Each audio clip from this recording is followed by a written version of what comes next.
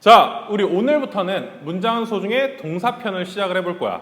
지난 시간까지 20강을 통해서 우리는 문장소 중에 형식편을 공부를 했어. 그래서 그 공부를 통해서 우리가 이제 만든 능력은 1에서 5형식을 볼 수 있는 그 능력을 갖췄고, 우리가 문장이 나왔을 때 주어랑 동사를 찾고 그 뒤에 목적어가 있느냐 3형식, 보어가 있느냐 2형식, 목적어 2개가 있느냐 4형식, 목적어랑 보어랑 하나씩 있느냐 5형식, 혹은 부사나 부사구만 있을지언정 목적어나 보어 같은 게 없다, 그런 1형식을 구분할 수 있는 그 능력을 갖췄다라고 보면 돼.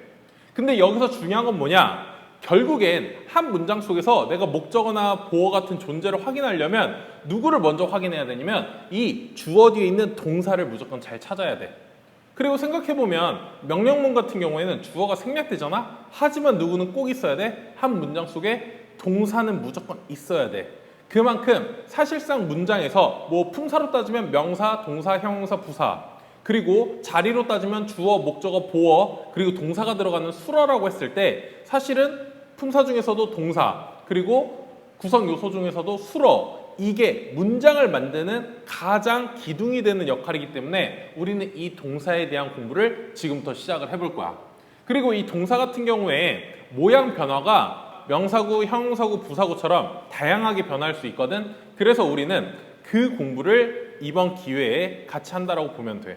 그래서 이 공부를 마쳤을 때 우리는 동사라는 게 한 단어뿐만 아니라 이런 덩어리도 될 수가 있네. 그리고 정확하게 이거는 현재다, 미래다, 혹은 이건 능동이다, 수동이다, 혹은 이건 어떤 조동사의 의미를 가진 거다 라고 하면서 완벽한 문장의 마무리를 할 수 있게끔 할 거야. 특히나 동사는 한국말에서는 항상 마지막에 쓰잖아. 그래서 우리가 형식을 공부했지만 문장을 올바르게 해석하는 그 마지막 단계가 동사인 만큼 우리가 이 동사 파트를 통해서 공부를 하면은 어떤 모양의 동사가 나오든 어떤 시제의 동사가 나오든 우리는 올바른 해석으로 완벽하게 딱 잡을 수 있기 때문에 이번 공부 또 집중해가지고 공부를 같이 해보면 좋을 것 같아요. 알겠지? 자, 그러면 우리가 공부할 동사편은 크게 3가지로 나누도록 할게. 자, 일단 종류를 쓰면 첫 번째는 시제에 집중해서 공부를 할 거야. 그리고 두 번째는 조동사. 우리가 이미 조동사 뭐 can이나 will이나 must 같은 이 가장 기본적인 조동사들은 공부를 했어. 하지만 이제 그 조동사를 확장을 시킬 거야. 그리고 세 번째는 태라고 하는 거에 대해서 배울 거야. 아마 들어본 학생들은 많겠지만 정확하게 이 태라는 걸 확실히 내가 터득했다라고 할 때 좀 부족하다고 생각하는 학생들이 많을 거거든. 그래서 선생님이랑 이번 기회에 태를 완벽하게 잡아보도록 하자. 자, 일단 우리가 이전에 품사는 소중해에서 동사에 대해서 공부를 했었어. 그때 선생님이 동사를 정말 간단하게 가르쳤거든. 그때 우리가 집중해야 되는 건 문장에 무조건 동사라는 게 존재해야 된다. 그리고 동사의 일반적인 해석은 뭐뭐 다라고 해석하는 게 동사다, 이 이야기를 했었어. 그치? 그래서 우리가 일반적으로 생각하는 동사는 뭐뭐 하다, 혹은 뭐뭐 다, 뭐뭐이다, 이러한 해석이 가장 일반적인 동사의 해석 방법이었지. 하지만 우리는 이번 기회에 동사를 크게 확장을 할 거고, 우리가 이제 문장을 보다 보면 과거 동사들이 있었지. 그러면 걔네들 해석을 어떻게 써? 뭐뭐 했다, 혹은 뭐뭐였다, 이었다, 이런 식으로 또 동사의 해석 방법을 조금씩 바꿨어. 그리고 시제에선 또 어떤 시제가 있냐면 했다뿐만 아니라 그때부터 지금까지 했네, 그래서 해왔다, 뭐뭐 이어왔었다, 이런 식의 표현도 쓸 수 있고, 또 만약에 미래 표현이라고 하면은 뭐뭐 할 거다, 혹은 뭐뭐 할 예정이다, 이러한 표현들을 쓸 수 있었기 때문에 여기에 이제 플러스로 알파의 시제들이 많이 있어. 그래서 우리는 이제 처음에는 이 시제에 대해서 현재 동사, 그 다음 과거 동사부터 시작해서 공부를 할 거고, 더 나아가서 조동사 같은 경우에 우리가 일반적으로 공부한 게 뭐뭐 할 것이다. 그 사실은 이 할 것이다랑 할 거다가 사실은 같은 표현인데 조동사 will을 써도 되지만 다른 비고잉 투 같은 걸 써가지고도 미래 표현을 할 수 있다는 거. 그래서 그걸 다 같이 이번 시간에 공부를 할 거야. 그리고 뭐뭐 할 수 있다. 가장 대표적인 조동사지 can. 그리고 뭐뭐 해야만 한다. 이 해야만 한다가 이번 기회에 must뿐만 아니라 굉장히 많은 종류를 배울 거거든. 그리고 그거에 따라서 강도에 따라 가지고에 대한 공부도 할 거기 때문에 진짜 이번엔 조동사를 완벽하게 구체적으로 끝낸다고 생각하면 돼. 그리고 뭐뭐일지도 모른다. 사실은 will이나 can이나 must보다 많은 학생들이 이 may나 might에 대해서 좀 많이 혼동을 가지고 있거든. 또 다른 식으로도 쓰이니까 그것도 이번에 동사편에서 같이 공부를 하도록 합시다. 그리고 이거 이외에도 굉장히 많은 조동사가 있고 사실은 모양이 비슷하면서도 혹은 not이 들어가면서도 해석이 달라지고 모양이 달라지는 것, 그리고 동의어 표현이 또 달라지는 것들이 있기 때문에 그 헷갈림을 이번 기회에 선생님이랑 완벽하게 끝내도록 합시다. 자, 그리고 태라는 게 뭐냐? 태는 두 가지의 태가 있어. 무슨 태가 있냐면 능동 태, 그리고 수동 태, 이렇게 얘기를 해. 그러니까 사실 태라는 것보다 이 태는 한자니까 우리가 태라는 의미가 지금 중요한 게 아니라 능동이다, 수동이다 이 얘기가 필요해. 자, 능동, 수동은 뭐야? 능동. 자, 공부를 어떻게 해야 돼? 능동적으로 공부하세요 라고 이렇게 많이 해. 그건 뭐냐면 학생 스스로 자기가 공부하려는 마음을 가지고 직접 공부를 하는 거, 그걸 능동적으로 공부한다고 하는 거야. 근데 만약에 수동적으로 공부를 한다. 그거는 선생님이 시켜서 부모님이 잔소리를 해서 하기 싫은데 억지로 하는 거 있지. 그게 수동적인 공부야. 그러면 내가 주어가 직접 하는 게 아니라 누군가에 의해서 주어가 그걸 해야만 하는 상황이지. 그런 걸 수동태라고 얘기를 하는 거거든. 그래서 일반적으로 이 능동태는 우리가 지금까지 공부했던 이런 하다, 다, 이다, 했다, 였다, 해왔다, 할 거다, 할 것이다, 할 수 있다, 해야만 한다, 뭐뭐일지도 모른다 이 모든 모양이 사실은 전부 다 능동태야. 그래서 이 모양 전체가 사실은 지금 다 능동태의 해석 방법이라고 보면 돼. 그러면 수동태는 뭐냐? 수동태는 뭐뭐 되다, 혹은 뭐뭐 받다, 그리고 이 receive라는 그러한 그냥 일반적으로 무엇을 받다 이런 동사가 아니야. 그리고 뭐 당하다 이런 거라고 생각을 하면 돼. 그래서 예를 들어서 love라는 동사가 있어. 우리는 love가 명사로서 사랑도 있지만 동사로 사랑하다가 있지. 그러면 동사로 사랑하다는 이거는 능동이야, 능동. 근데 이거를 수동으로 어떻게 바꾸냐? 사랑되다보다는 사랑당하다보다는 사랑받다. 이러면 이건 수동이라고 되는 거야. 그럼 이때 모양은 love를 그대로 쓰는 게 아니라 이 수동태의 모양인 나중에 또 설명해 줄 거야. be loved, BPP라는 모양으로 써주면 사랑받다라는 수동태가 될 수 있어. 그리고 만약에 여기에다가 조동사 can을 써. 그러면 can love. 이런 뭐야? 사랑 하다가 아니라 할 수 있다가 되는 거야.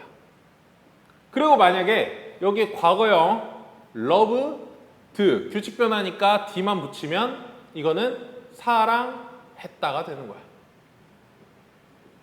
자, 혹은 뭐뭐 해왔다 이런 표현은 have loved. 그래서 나중에 have pp, had pp 이런 걸 배울 거거든. 완료 표현을 일단은 그냥 일반적으로 쓰면 이거는 사랑해왔다. 이거 말고도 다른 상황에 따른 해석이 조금씩 다르다고 하는데 가장 그냥 대표적인 해석을 선생님이 한번 써보도록 할게. 그리고 더 중요한 점이 뭐냐? 지금 봤을 때 선생님이 과거도 쓰고 현재도 쓰고 수동으로도 쓰고 그 다음에 이제 뭐 조동사를 이용해서 쓰고 그 다음에 완료 표현 이런 것도 썼는데 여기서의 중요점 1번, 2번, 3번 시제, 조동사, 태 이 세 가지가 있지? 이 세 가지는 중복 가능. 하나의 동사구 속에 한 문장을 이루는 동사 덩어리가 있을 거 아니야? 그 속에 시제와 조동사와 태는 언제든지 중복될 수 있어. 이 중에 선택적으로 쓰는 거는 조동사야. 조동사는 써도 되고 안 써도 되는데 일단 무조건 있어야 되는 게 일단 능동인지 수동인지는 무조건 나와. 왜냐면 그냥 하다라고 하는 순간 우리는 지금까지 인식하지 않았지만 무조건 그건 능동태거든. 그래서 되다라고 하지 않는 이상 전부 다 우리가 쓰던 동사는 다 능동태이기 때문에 이미 우리는 태를 쓰고 있었고 동사를 쓰면서 현재인지 과거인지 나중에 완료 표현인지 이런 것들을 내가 활용해야 되기 때문에 사실은 1번이랑 3번은 무조건 우리가 사용하게 돼 있어, 동사를 만들 때. 근데 이 조동사까지도 이 변화 속에다가 언제든지 쓸 수가 있기 때문에 1번과 2번과 3번은 계속 어떻게 된다? 중복된다라고 보면 돼. 알겠지? 자, 이거를 선생님이 이렇게 쓸게. 이렇게 쓰지 말고 시제 플러스 태, 이거는 항상 중복, 그리고 여기에 플러스로 조동사 선택으로 중복 사용 가능. 이렇게 쓰면은 딱 될 것 같아. 여기 보이는 시제랑 태는 우리가 동사를 쓸 때마다 항상 현재를 쓰든 과거를 쓰든 그리고 능동을 쓰든 수동으로 쓰든 무조건 선택을 하게 될 거고, 거기에 플러스로 내가 이런 의미가 필요하다 그러면 조동사를 거기다 집어넣어도 된다는 거야. 그래서 예를 들어서 여기에 be loved라는 게 사랑받다지, 여기에 만약에 I가 있으면 I am loved고 he가 있으면 he is loved 이렇게 쓸 수 있는데, 여기에 만약에 조동사를 추가를 해 그러면 이렇게도 쓸 수 있는 거야. 조동사 만약에 아까 can 썼으니까 뭐뭐일지도 모른다, may를 써볼게. may를 쓰고 뒤에 원래 동사 원형 쓰는 거니까 be loved의 be가 동사 원형이지. 그럼 그대로 쓴 거야. be loved. 그러면 지금 어떤 의미? 사랑받다와 뭐뭐일지도 모른다를 합치는 거야. 그러면 사랑받을지도 모른다.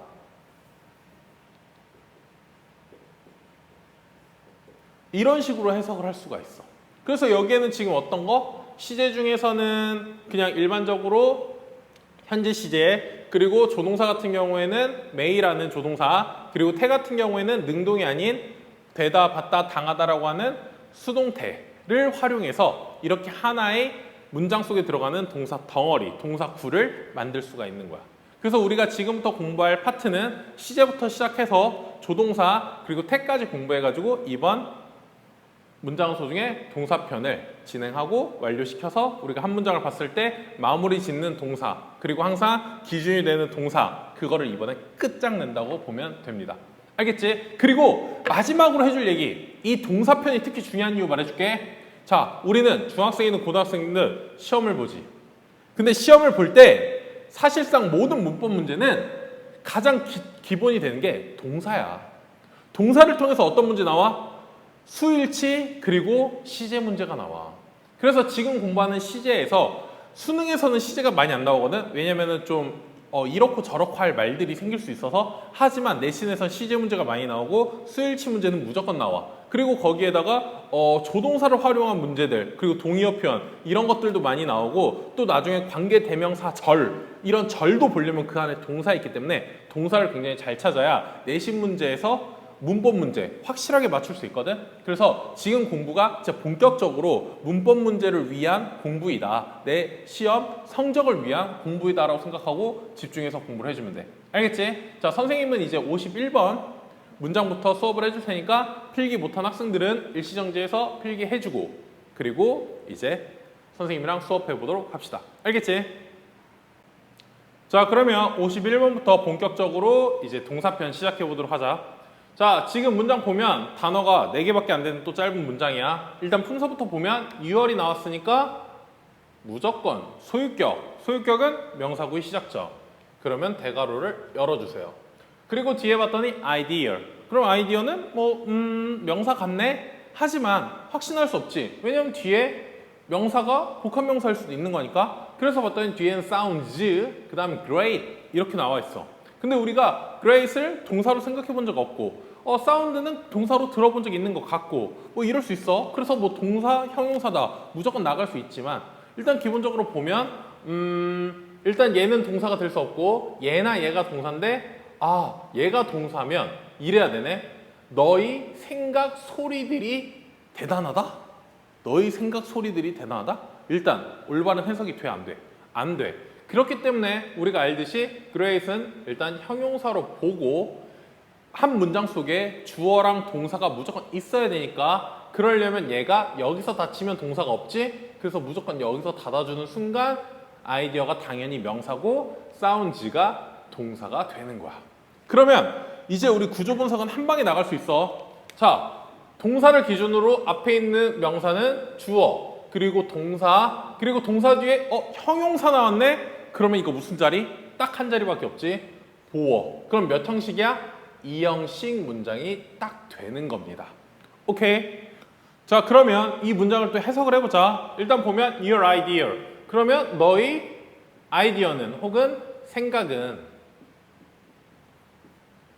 그 다음에 sound great 이런 식으로 나왔어. 그러면 특히나 동사랑 보어는 목적어가 아니기 때문에 항상 어떻게 해야 되냐면 항상 묶어서 해석을 해줘야 돼.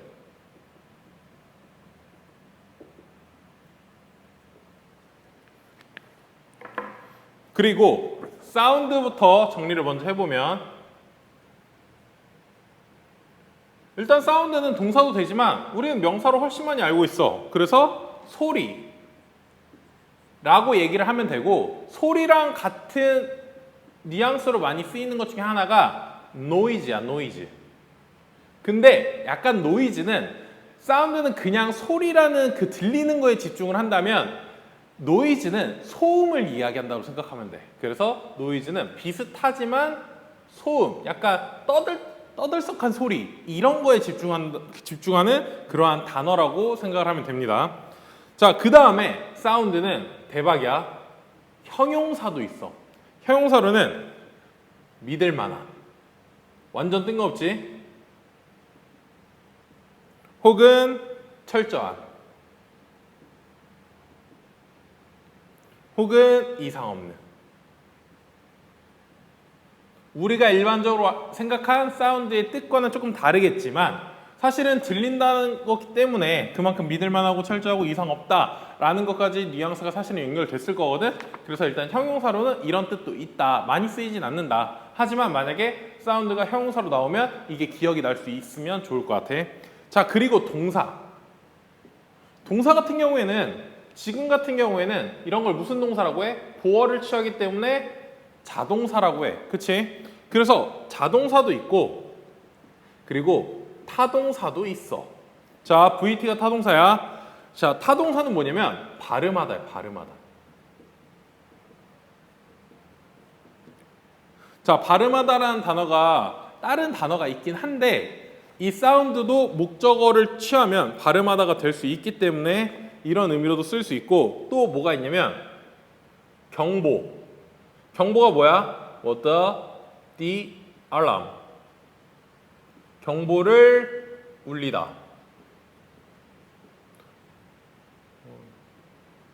이런 뜻도 될 수가 있어.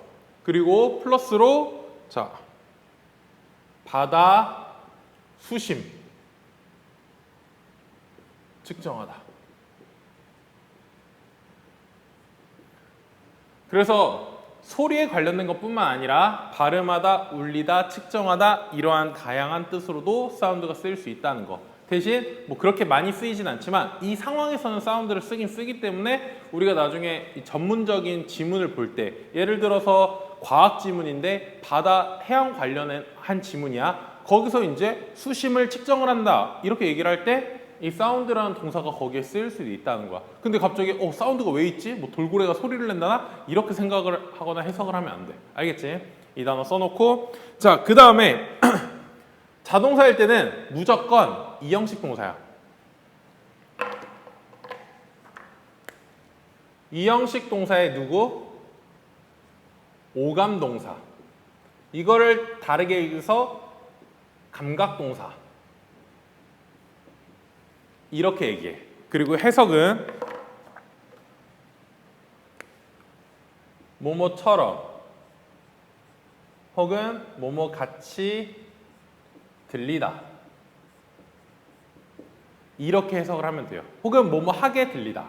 뭐뭐처럼 혹은 뭐뭐 하게 뭐뭐처럼 뭐뭐 같이 들리다. 이렇게 써주면 되고 이 경우에는 뒤에 플러스로 보어가 오는데 오감동사 같은 경우에는 보어 자리에 명사랑 형용사가 있을 거 아니야? 근데 형용사는 오는데 명사는 뭐다? 만약에 명사를 쓰고 싶으면 어떻게 써야 되냐면 like 명사 이걸로는 가능해. 얘를 만약에 쓰고 싶은데 쓸 수 없다. 그러면 like 명사를 쓸 수 있는데 이때 like의 품사가 뭐겠어? 이때 이거는 전치사 명사기 때문에 이 전명구는 형용사 구야. 그러니까 사실 여기에 또 포함되는 거라고 보면 돼. 그래서 보어 자리에 오감동사 look, sound, smell, taste, feel 얘네들 뒤에는 보어 자리에 명사는 못 온다. 뭐만 온다? 형용사만 올 수 있다. 근데 명사를 넣어서 명사처럼 들리다, 명사처럼 보이다 이러고 싶으면 어떻게 해야 돼? like 명사를 써라. 그때 like는 당연히 동사 아니야. 뭐다? 전치사. 이 전명구는 그래서 뭐? 다시 보어 자리에 들어갈 수 있는 형용사 구가 될 수 있다는 거야. 알겠지? 그래서 명사 하나를 선생님 저는 이거를 형용사로 만들고 싶어요. 부사로 만들고 싶어요. 했을 때 가장 쉬운 방법이 뭐냐면 전치사를 활용하면 되는 거거든. 그러면 자연스럽게 이 뭐뭐처럼 뭐뭐 같이와 의미가 똑같은 상태로 해석할 수 있기 때문이야. 알겠지? 자,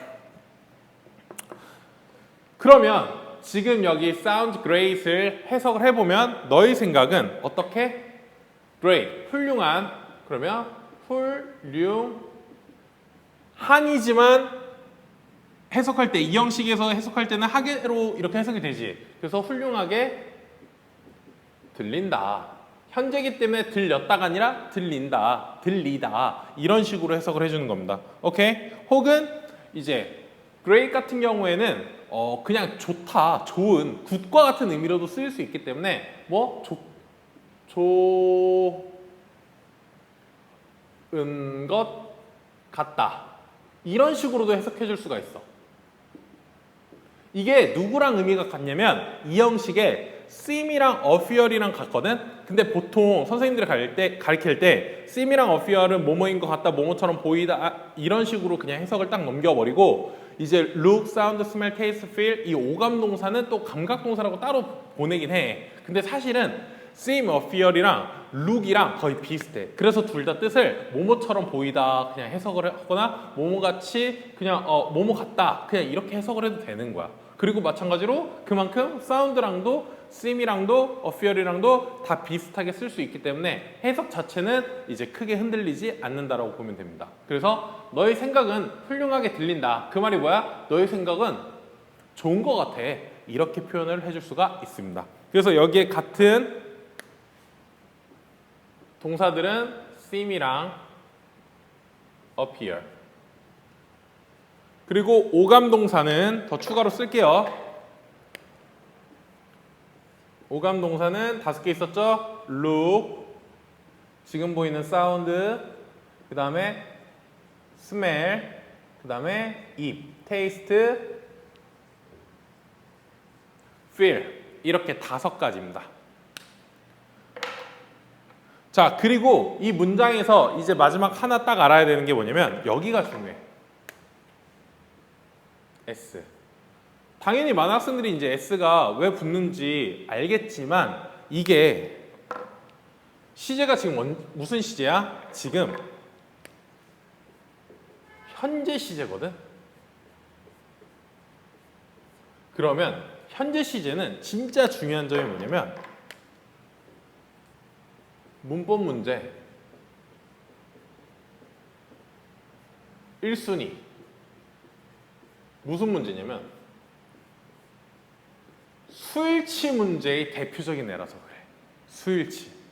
자, 수일치라는 게 뭐야? 자, 현재인데 얘가 1인칭 나 포함된 거 아니야. 2인칭 너 포함된 거 아니야. 나도 너도 아닌 몇 인칭? 3인칭. 근데 여러 개 말고 몇 개? 한 개. 그래서 3인칭 단수가 주어 자리에 왔다. 그리고 시제가 현재다. 이때는 동사에 뭘 붙여라? S를 붙여라. 이거였던 거야. 그리고 현재 시제뿐만 아니라 뭐 현재 완료 이런 부분들도 S를 붙여야 되는 거고 has로 바꿔야 되는 거고.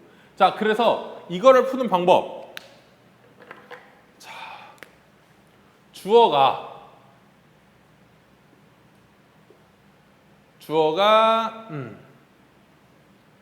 3인칭 단수인지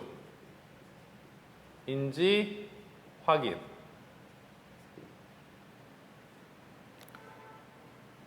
그리고 현재 동사에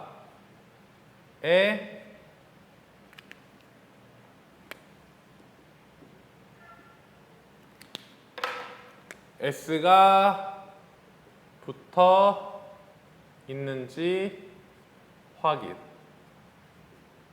그리고 이건 언제 해야 돼? 항상.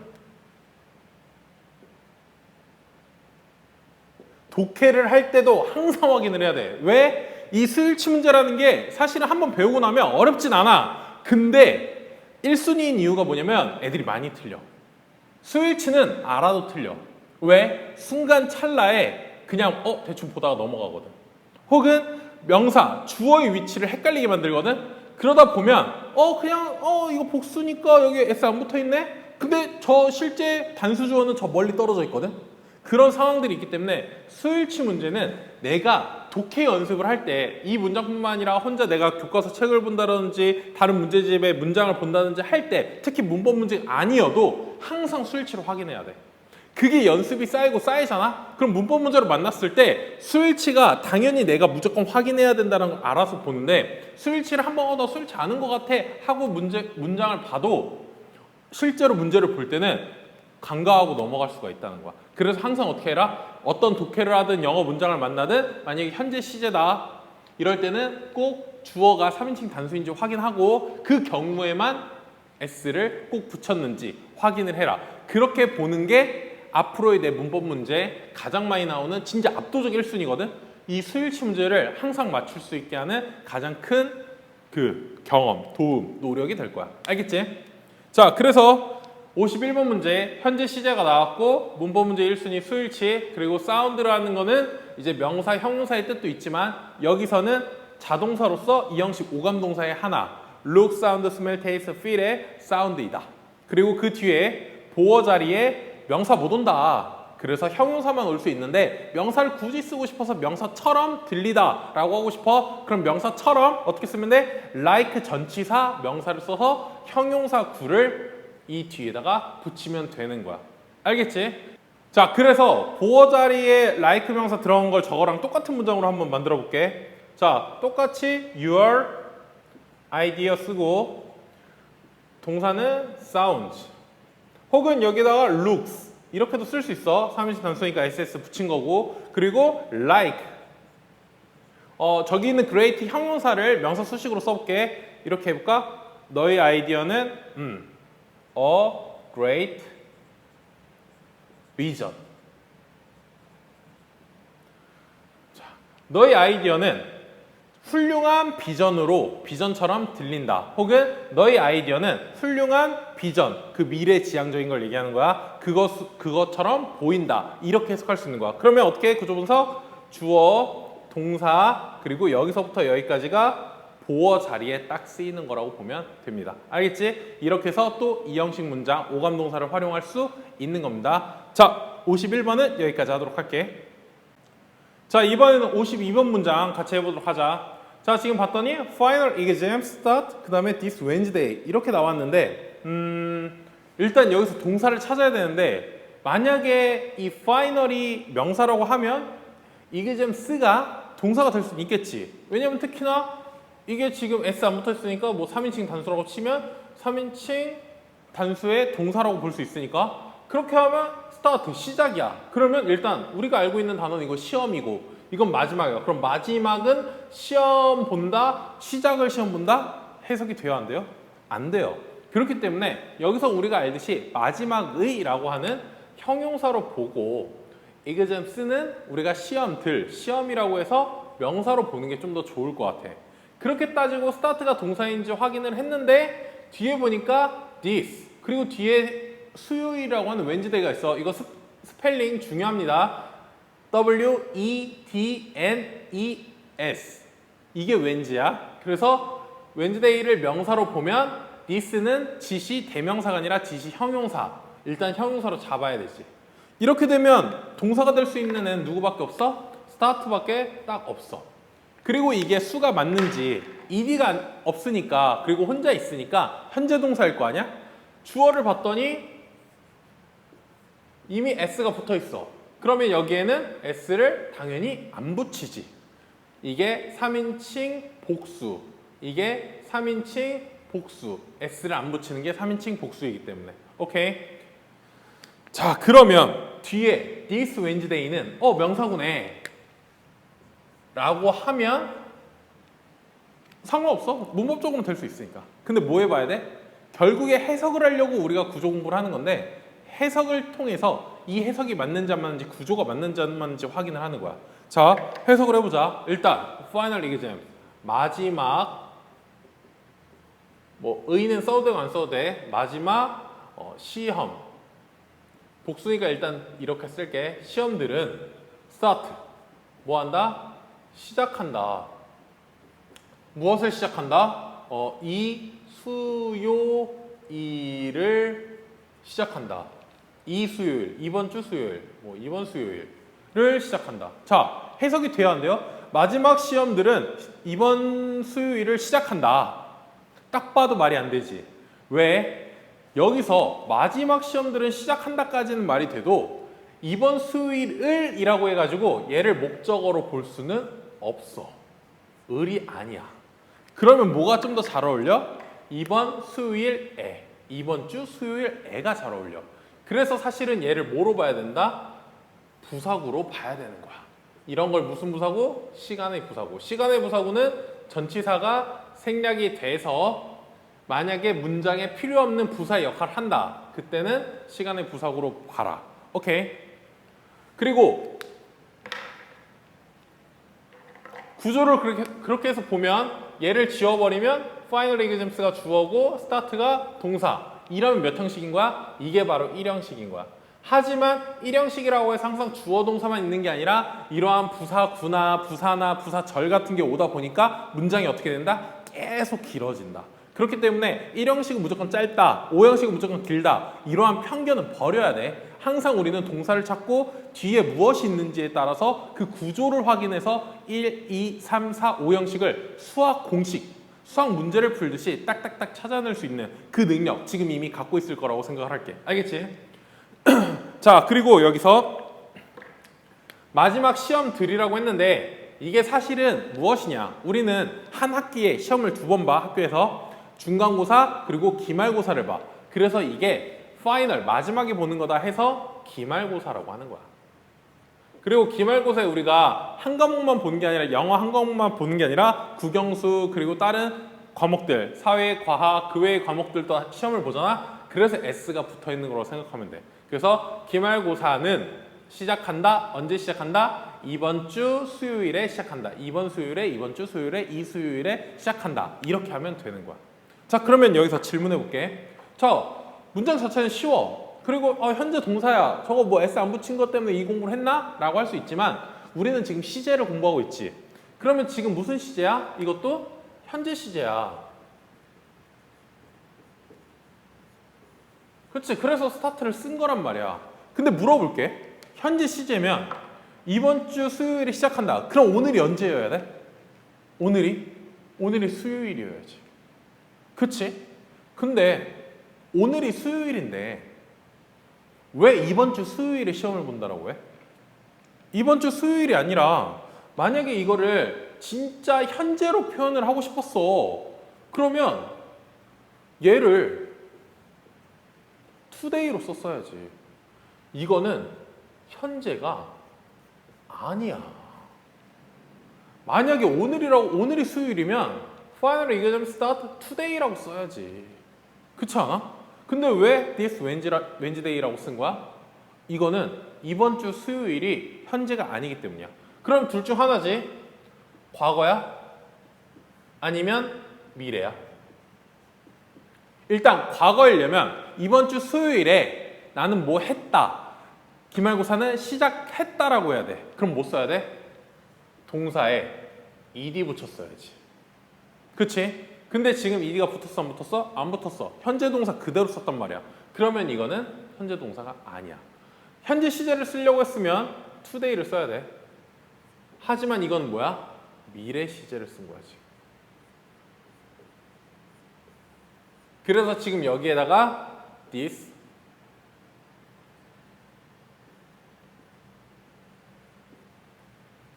Wednesday를 쓴 거야. 그래서 이거는 언제의 미래냐면 가까운 미래를 표현한 거라고 생각을 하면 돼. 여기서 중요한 게 이 가까운 미래야. 가까운 미래를 이 시제, 미래 시제를 표현하고 싶을 때 어떤 동사를 쓰느냐. 이거를 위해서 현재 동사를 활용을 해.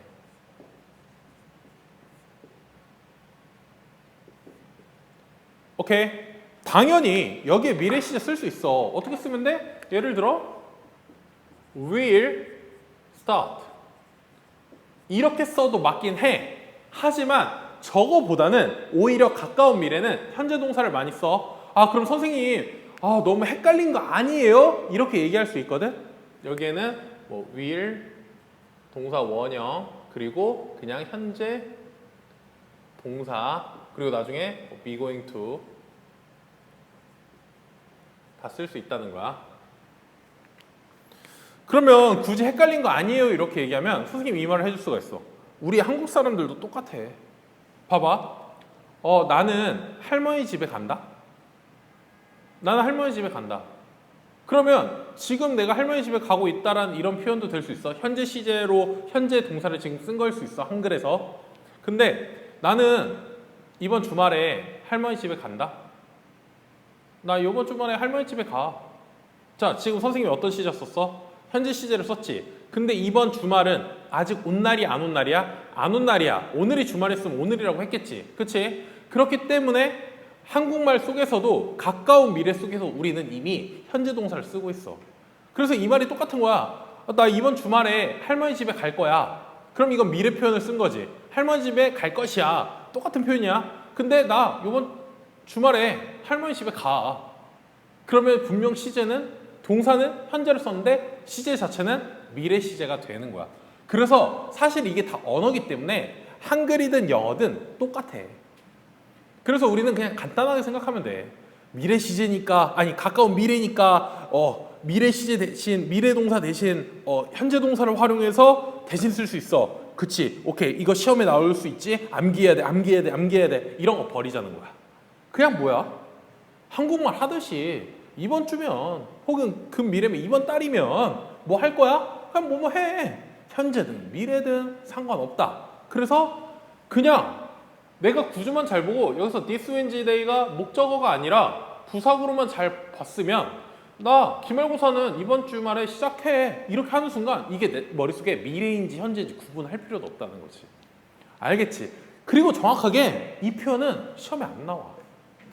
문법 문제 안 나와. 선생님이 아까 말했던 뭐 나와? 수일치 문제 나와. 수일치 문제. 지금 이거 현재 시제 가지고 이게 현재인데 이게 지금 미래 시제인가 현재 시제인가 뭘 써야 되나 이런 거 안 나와. 오히려 여기에 뭐 과거를 쓰면 틀렸다고 할 수 있어. 그런 문제 나올 수 있어. This Wednesday를 쓰고 will start인지 start인지 하는 문제가 아니라 start인지 started인지 하는 현재인지 과거인지 하는 문제만 나올 수 있어. 무슨 말인지 알겠어? 그래서 우리가 미래 시제의 yes인지 yes인지 yes인지 중요한 게 아니라 이게 과거만 아니면 된다. 굳이 시험에 나오면 과거 시제인지 헷갈리게 하게끔. 근데 어차피 뒤에 this Wednesday가 있는 순간 과거가 아니라 현재가 아니라 그냥 미래 표현이구나. 하지만 뭐 동사는 현재를 쓰든 미래를 쓰든 한국말이든 영어든 똑같구나. 이렇게 생각을 하면 되는 겁니다. 알겠지? 자, 그래서 선생님이 테스트 할 때 꼭 물어볼 거야. 여기 start가 왜 쓰였는지. 그러면 우리는 한국말에서 똑같이 가까운 미래에는 그냥 현재 동사 쓴다. 그렇듯이 미래 시제에서 가까운 미래면 현재 동사도 쓸 수 있다. 미래 동사도 당연히 쓸 수 있다. 이렇게 하면 됩니다. 알겠지? 자, 52번은 여기까지.